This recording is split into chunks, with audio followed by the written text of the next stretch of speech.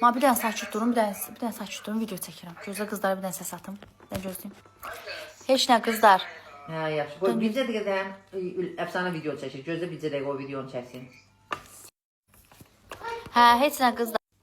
Heç nə işdən gəldim mən də. Bütün ev zadı yığışdırdım. Evləri toz soranladım. Pəncərələri silmişəm. Bütün ev işi yığışdırmışam. Gəldim. Mamamın biraz ayaqları ağrıydı. Ayaqları masaj elədim. Ondan sonra... Nəyə oxşadı? Ona bana video çəkir.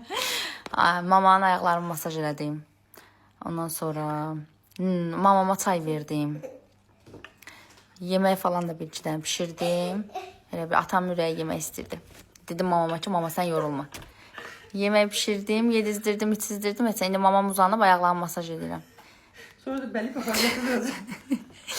Hə, biraz mamama masaj edeyim, birazdan sizi yığacam. Tamam. Oldu, öpürəm sizi.